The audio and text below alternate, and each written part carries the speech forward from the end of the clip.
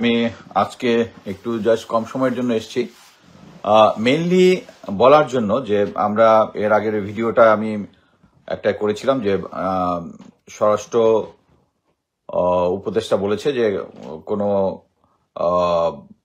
24 এবং 25 ফেব্রুয়ারি নিয়ে কোনো ইয়া হবে না, মানে কোনো কমিশন হবে না, হবে বলেছে, তারপর আবার হবে না বলেছে, এবং লাস্ট গতকালকে আবার বলেছে যে একটা কমিটি হবে। এখানে হচ্ছে একটা শুভঙ্করের ফাঁকি আছে। আমরা এটা এই যে বিক্রম মিশ্র এই দেশে এসছে, এটার সাথে সবাই আমরা অঙ্ক মিলাইতে পারি যে এটা আসার পরেই এই কমিশনটা রোহিত করা হয়েছে যে এরকম কোনো কমিশন হবে না।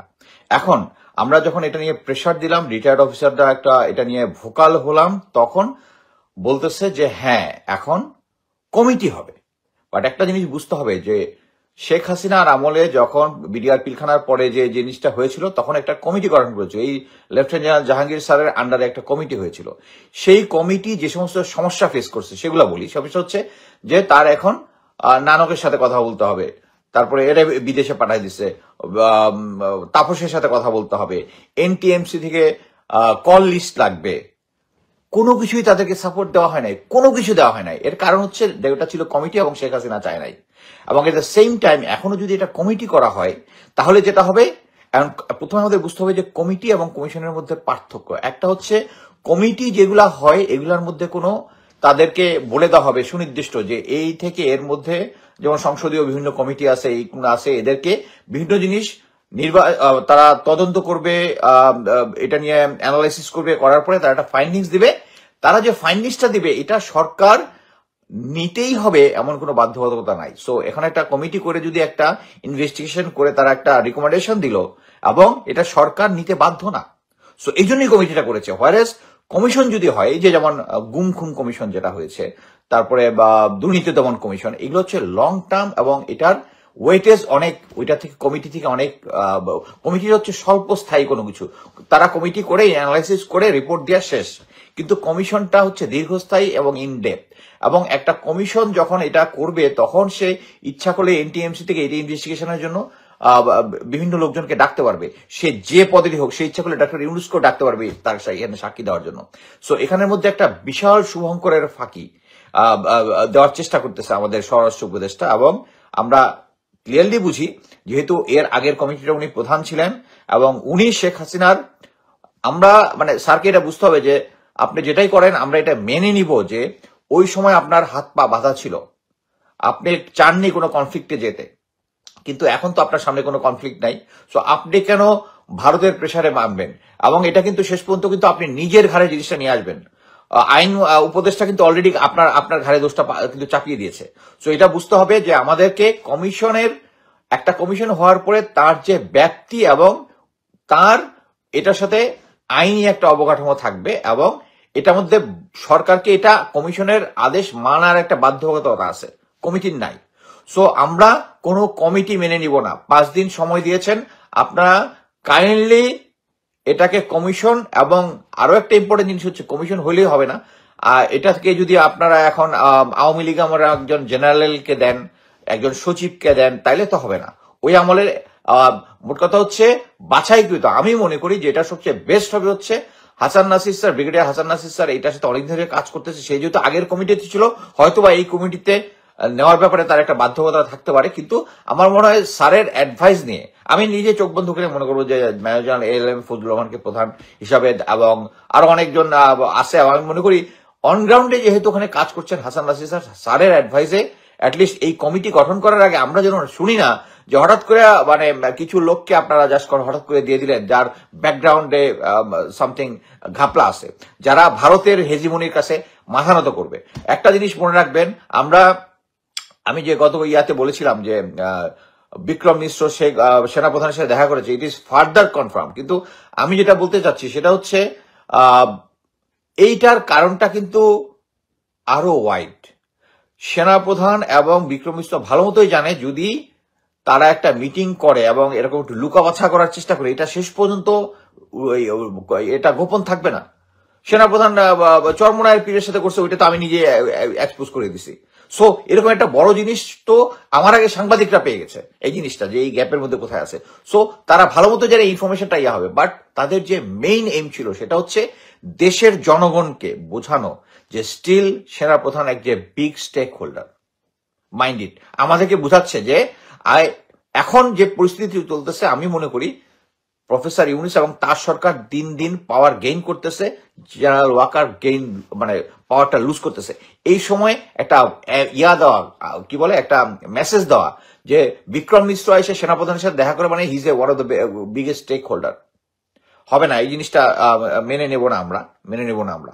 শেষ পর্যন্ত পাওয়ারটা প্রফেসর ইউনূসের কাছেই থাকতে হবে এবং উনি ডিজিএফআই কন্ট্রোল করে, এই জিনিসটা থাকতে হবে। ডিজিএফআই কে ওনাকে ভালো মতো কন্ট্রোল করতে হবে। আর এখন আমি যেটা ছোট্ট কম সময়ের জন্য এসেছি এটাই বলতে যে কোনো কমিটি আমরা মেনে নেব না, আমরা কমিশন চাই এবং কমিশনের যে সদস্য যেগুলো হবে এগুলা একজন, আমি স্টেট ওয়ে বলবো ব্রিগেডিয়ার হাসান নাসির, জেনারেল এএলএম ফজলুর রহমান, এদের অ্যাডভাইস নিয়ে করতে হবে।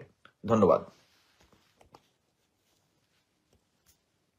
বাট আমার কাছে যেটা সন্দেহজনক যেটা মনে হয়েছে, মুনীর হায়দার ভাই এবং শাহেদ আলম তারা সরকারের এগেনস্টেই কথা বলেছে, বাট যেটা হয় এট দ্য এন্ড উনি একটা বিশাল ইয়া করতো, তাহলে কি পারবে শেখ হাসিনা টিকে যেতে এবারের মতো, বা এরকম একটা জিনিস দিয়ে মানে শেখ হাসিনার যে ইনভিজিবিলিটি, হি ইজ ইনভেন্সিবল, তাকে ইয়া করা যাবে না, এই মতবাদটা প্রচার করতো। এবং এটা অনেকদিন পরে আমি কি বলে ডক্টর তাজ হাসমি উনি ধরেছেন যে মুনীর হায়দার তো what is preaching actually is paying Sheikh Hasina government. হ্যাঁ আমি জানি আপনার শাহেদ আলম, মুনীর হায়দার অনেকেই আছে, এটা আপনাদের বিচারের ভার আপনাদের। বাট আমি এই জিনিসটা যখন আমি জানলাম, আমি যখন এই জিনিসটা বুঝতে পারলাম, আমি সাথে সাথে আমি দেখলাম আরে আসিফ নজরুল তো আমেরিকায় আসলে এদের সাথে দেখা করে, খুব ভালো ফ্রেন্ডশিপ আছে। আমি সাথে সাথে আসিফ নজরুল ভাইকে কল দিলে উনি ফোন ধরলেন। আমি আমার এক্সপিরিয়েন্সটা ওনাকে বর্ণনা করলাম যে আমাকে কিন্তু ডিজিএফআই এর পক্ষে করার চেষ্টা করছিল, এই ব্লা ব্লা ব্লা ব্লা। কয় না ভাই, এটা তো হতেই পারে না, he is the most sufferer Awami League government. আমি হ্যাঁ দে আর সাফারার। আমি এটাও বললাম যে 2018 ইলেকশন পর্যন্ত উনি 18 ইলেকশনের আগে সরকারের পক্ষে আওয়ামী লীগের এগেনস্টে কাজ করেছে। বাট আমার কাছে এখন মনে হচ্ছে না, আমি আপনাকে বললাম, আপনি বিশ্বাস করেন না করেন এটা আপনার বিষয়, কিন্তু আমি এটা আপনাকে বললাম এই জন্যই যে আপনি যেহেতু সরকার এগেনস্টে, আমি তখনও কনভিন্স যে উনি সরকারের আওয়ামী লীগের এগেনস্টে ছিল না, এখনো আমি কনভিন্স, এটা আমি এখনো স্ট্রেট ওয়ে কোনো কিছু বলবো না কাউকে। বাট আমি ওনাকে কনভিন্স করার চেষ্টা করলাম, উনি কনভিন্স হইলেন না। আমি বললাম ভাই শুধু একটাই তো, আপনি কনভিন্স হন না। এখন আমি যেটা বলতে চাচ্ছি, অনেক সময় অনেক ইনফরমেশন থাকে যেটা আপনি চান না ডিজিএফআই জানো, না জানানোই বেটার, এই বলে আমি শেষ করে দিলাম। বাট এরপরে যখন শুরু হয়ে গেল তখন আমি আসিফ নজরুলের এই রোলটা দেখলাম, হামিদ স্যার তাকে নিয়ে গেছে, এটা উনি চেপে যাচ্ছেন, সবকিছু মিলে আমার সন্দেহ হচ্ছে। জাস্ট এটাই বলার জন্য, আমি ওনাকে বলবো না যে উনি রয়্যাল এজেন্ট, আমি শুধু বলতে চাচ্ছি যে ভারত এভাবে যেরকম লং টার্ম এজেন্ট আমাদের মধ্যে রেখেছে, প্রবাবলি এটা সম্ভব, কারণ উনি শাহরিয়ার কবিরের আন্ডারে ছিল, ওই ফিচারটা লিখেছে এবং উনি নাম পরিবর্তন করে নজরুল ইসলাম থেকে আসিফ নজরুল হয়েছে, এটা হতেই পারে, এটা তার স্বাধীন নাগরিক। বাট কথা হচ্ছে এই টাইপগুলো যারা নামাজ ঠিক মতো, তখনও সে নামাজ ঠিক মতো পড়তো না বা একটু ইসলাম থেকে একটু দূরে, এনিওয়ে এই জিনিসটা আমি বলতে চাচ্ছি না, বাট তারপরেও অনেকের ফিমেল কম্পানিয়ন থাকে, ফ্রেন্ড থাকে, ইয়া থাকে, এটার ব্যাপারে অনেকের আমার বন্ধুদের মধ্যে আছে, অনেকের মধ্যে আছে, আমার মধ্যে আছে কিনা নাই বলবো না, হ্যাঁ বললেও এক জিনিস, না বললেও বিপদ। সেটা হচ্ছে এরকম সিচুয়েশন যদি হয়, আমি মনে করি যে কারো ব্যক্তিগত ব্যাপারে নাক গলানো উচিত না, কিন্তু আমার কথা হচ্ছে আমি যদি এমন একটা জায়গায় ইনভলভ হই যেখানে আমার দেশ জড়িত, আমার কান্ট্রি জড়িত, ওই জায়গায় আমি এটাতে ইনভলভ হব না। আমাকে অ্যাকচুয়ালি যে হানি ট্র্যাপ নামটা যে খুব পরিচিত, হানি ট্র্যাপ করার জন্য আমাকে ইভেন সেলিব্রিটি দিয়েও চেষ্টা করেছে, যেহেতু আমি গোয়েন্দা ব্যাকগ্রাউন্ডের লোক। আমি এটা কিন্তু খুব সোজা, নর্মালি যেটা হয়, আমি এমন কেউ না আমাকে ওরকম একজন লোক মানে সুন্দরী নারী আমাকে অ্যাপ্রোচ করবে বা নিজের থেকে ইয়া করবে। They got lot of options, I am not the only option. এখানে কেন করতেছে, আমার হিসাব খুব সোজা, যে তার কমন ফ্রেন্ড কি কি, এই ধরনের ছোট্ট কয়েকটা ইনভেস্টিগেশন করলে বোঝা যায়।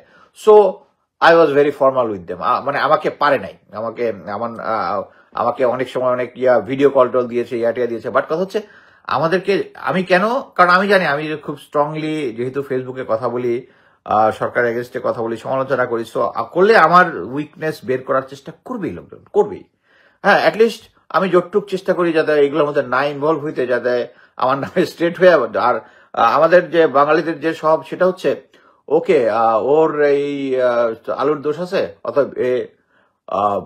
এর কোনো কিছু বিশ্বাস করো না। বাট হোয়ারেজ আমি তো, আমার যদি আলুর দোষ থাকে, আমি তো কিছু কিছু কথা বলছি, এগুলো তো সত্য, ওগুলো তো বিশ্বাস করবে, ওগুলো বিশ্বাস করবে না।